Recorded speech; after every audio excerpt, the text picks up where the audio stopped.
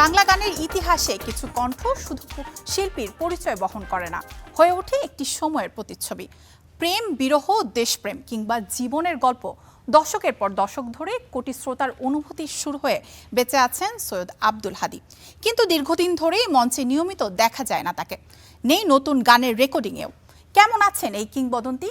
কেন নিজেকে সরিয়ে রেখেছেন সঙ্গীতের ব্যস্ততা থেকে? এসব বিষয়ে একান্ত সাক্ষাৎকারে কথা বলেছেন সৈয়দ আব্দুল হাদী।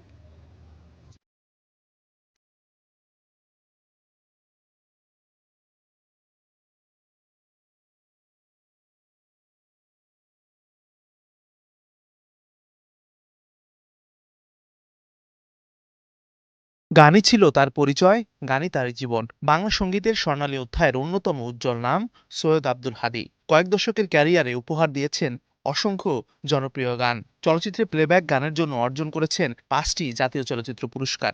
এখনও তার গান বাজে রেডিওতে, টেলিভিশনে, মানুষের স্মৃতিতে।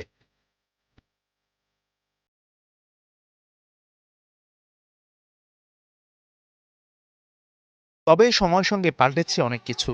দীর্ঘদিন ধরেই মঞ্চে গান গাওয়া কিংবা স্টুডিওতে নতুন গান রেকর্ড করা থেকে দূরে রয়েছেন তিনি। একবার যদি কেউ ভালোবাসতো আমার।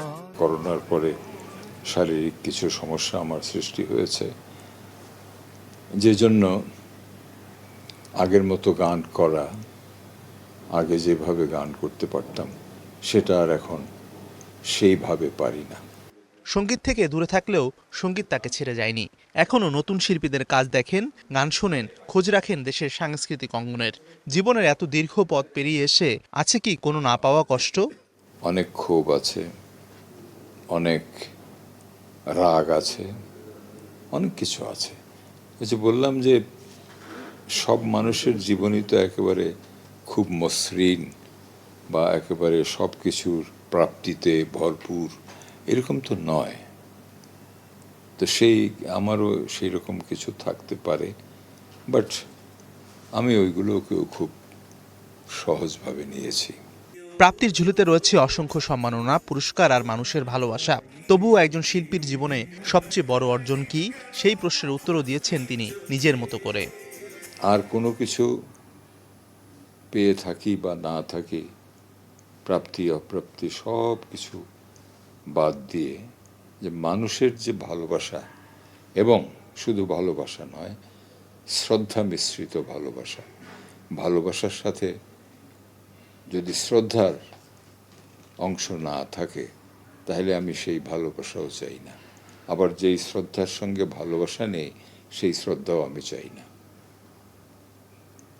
তো আমি খুবই ভাগ্যবান যে আমি দেশের মানুষের কাছ থেকে এই দুটোই পেয়েছি।